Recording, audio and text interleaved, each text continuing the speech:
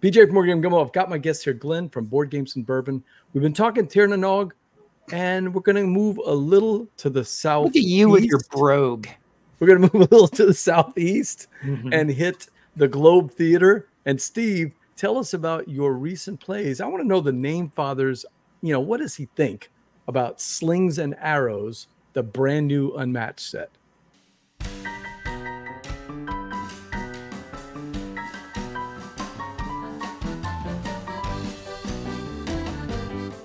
Okay. You ready for the too long didn't read version of things? Oh, yeah. Yeah, absolutely. Get right to the chase. This is another Unmatched. If you like to love Unmatched, you will like to love this. It's not going to change your mind about the Unmatched system, but it is a very good, interesting effort to continue making it thematic. What good night, you Patrick. get with this, good night, Patrick. Say good night to Cindy, too. Hey, and Evan's checking in. What's up, Evan? That's what I was waving at. No. Evan. Oh, Evan. Hey, Evan. Oh, we should all kind of make Evan face. All right, there we go. With Slings and Arrows, you have some echoes of some other versions of things. So in the past with Unmatched, you've had something like Jekyll and Hyde, where you have an either or, a monster or the doctor, or you have Alice, who's big or little. You get that here also with Hamlet, who is to be or not to be. Right. He kind of hurts himself like Mr. Hyde when he's in not to be mode, but he's a little more dangerous that way. So you get that kind of echo, but thematically so. You have the other characters being Titania, the Queen of Fairy. Simon and I didn't love that character so much. Oh, I love that one. Powering up those little cards. Oh, I love that. I feel like what you've got with that is a kind of a rotating version of schemes, with the of scheming cards. Oh, okay. With having your special spell out, and you've got a little mini deck of those. So it's like a permanent scheme that's in place for you with Titania. But it was very interesting. As long as you don't use it, then you lose it. Yes, you do. But what I thought was really interesting that was kind of thematic here was the other two characters, the three sisters, the witches, and Shakespeare. Shakespeare has, as you can see on some of the cards, each of the cards has Steve liking Shakespeare the best out of all four categories. Yeah, drink if you had that. I'm kind of torn on it. It's one or two. I don't know. I think I might like the sisters perhaps a little bit better. But with the labeling of the cards, you have things like alas and again and all are punished and things like my kingdom for a horse. If you can lay out a set of cards in your discard that creates 10 syllables, iambic pentameter. I love that. You then get to discard all of those and replay your last card in the row. It's a goofy little literary way of recycling your card in there. And I've got a question for you about those cards. Shoot. Yes.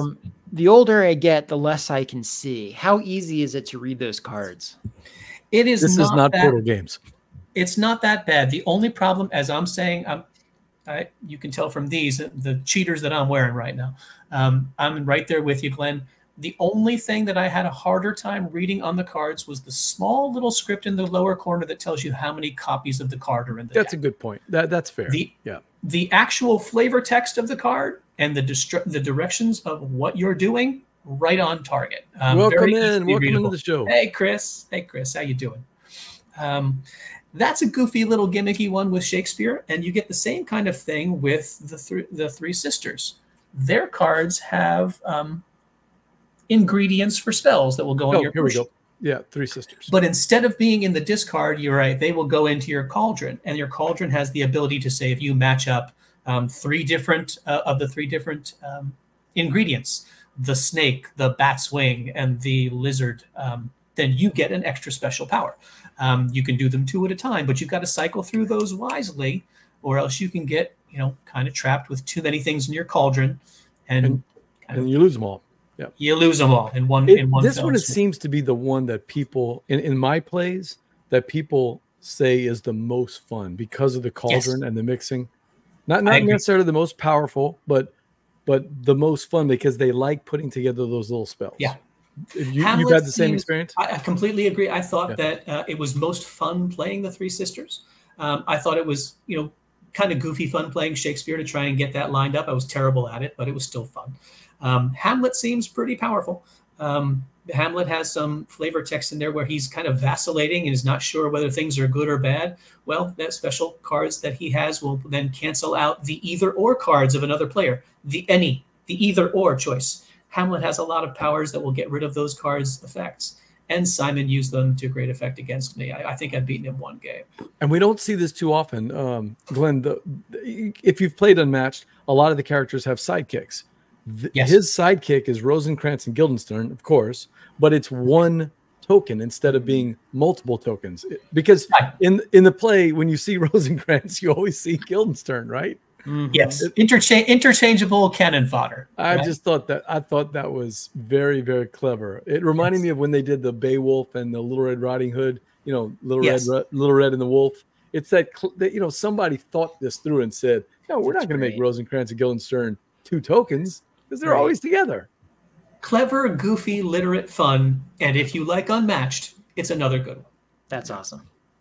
Berla, have you played Unmatched or in particular Slings and Arrows? No. I haven't played any of it. I'm very curious because I kind of have been envisioning it being like Dice Throne, and I don't see any dice. So, is this a deck builder, or is it kind of like Watergate, where you've each got the character and you're playing your cards, knocking each other out? It's a straight skirmish game. It's a straight skirmish game. Each person has a deck of 30 cards that are kind of thematically linked to their character, but they have the same gist. Movement, attack, defend, special powers or schemes. You move around the board to escape, and you've got little dials that are counting your kind of hit points on the way down, but your job is to knock out the hero on the other side. So it's a little bit more of a fighting and tactical skirmish game, which is right down my street. Okay.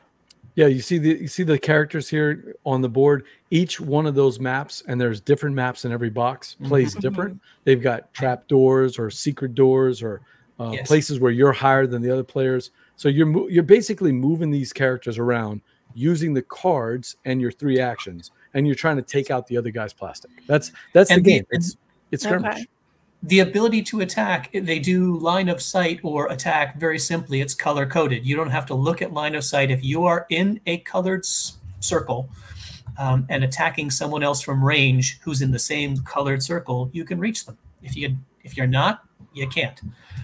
It has dumbed down war games to my level, which makes it acceptable for an awful lot of other people.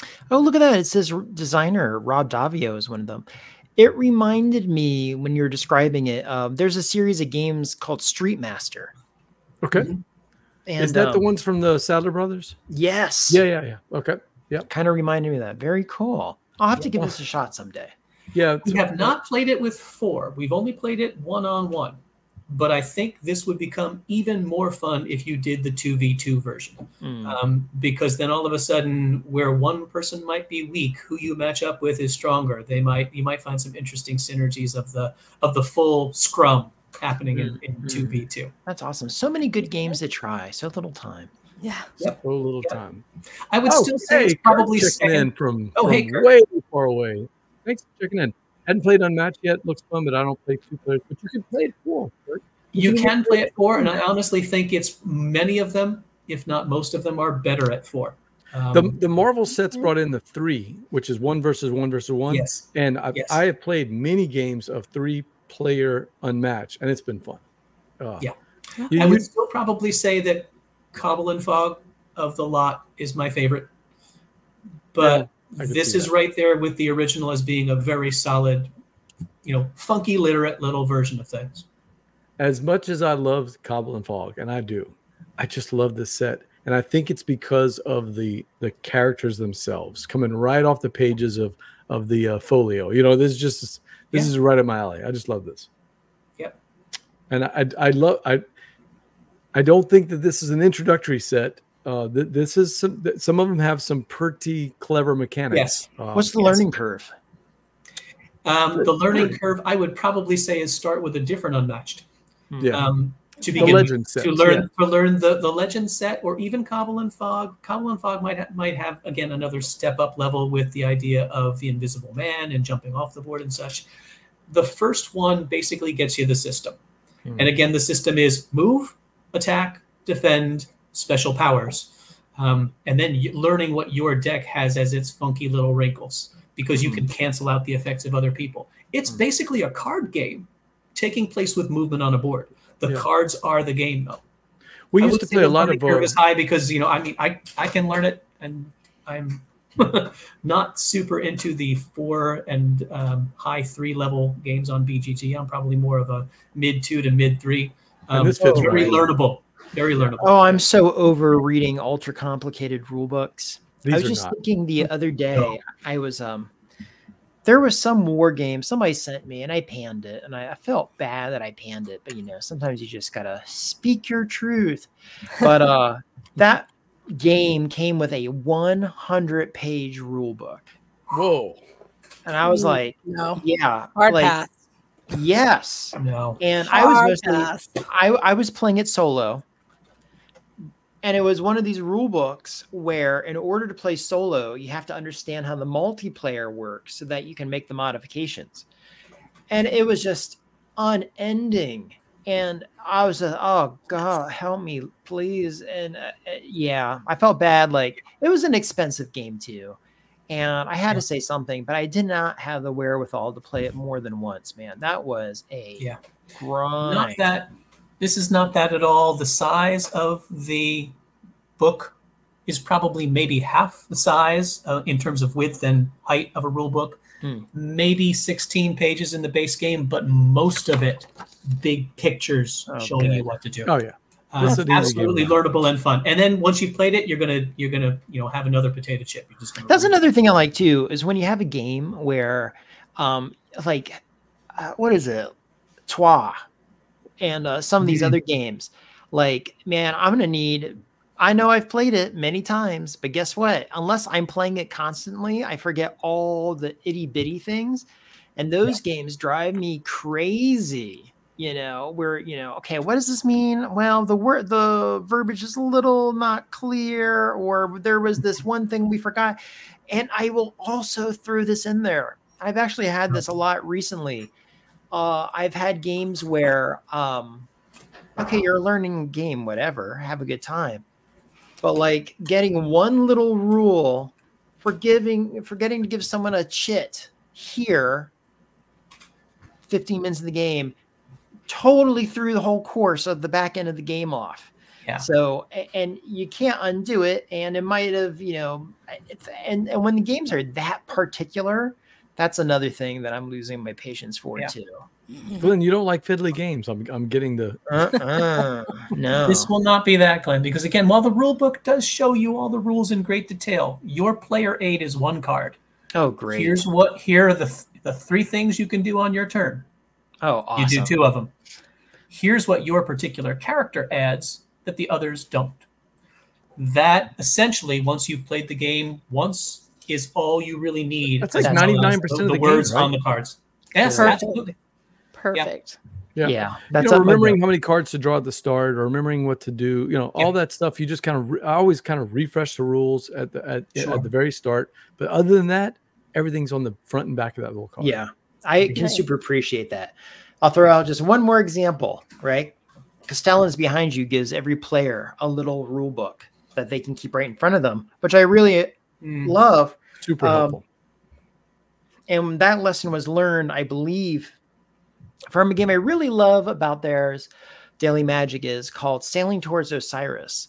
And Sailing Towards Osiris, which I think is a great game, had a rule summary on the back with the Achilles tendon that it didn't put all the rules on the back. So you would, if you were using that as your guide, you missed something vital. Oh no. Oh. Yes. It was just like, I'm like, oh my God, I've been playing this wrong for like the last 2 years, whatever, but it's they only promised to direct you generally toward Osiris. They didn't actually. That's right. It's like that. Map. Yeah. It did say sailing toward. Yeah. That's all it said. And then the general direction of Osiris was the original working name. Right. Yeah.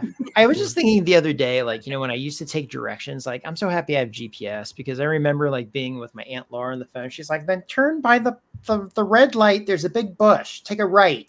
I'm like, okay. Yes. Yeah. Like, I'm glad I'm not doing that anymore. You're hoping that bush is still there. Well, that's Unmatched Slings and Arrows. Steve and I, thumbs up, right, Steve? Thumbs up. And Yes. unlike Steve, I recommend it to anybody that likes fun. Wow. Selective. But if you're not into fun, then I'm with Steve. not It's for probably you. not your game. Yeah, Sure. probably not your game. Hey guys, All right. do you breathe? I got a game for you. That's the criteria. All right.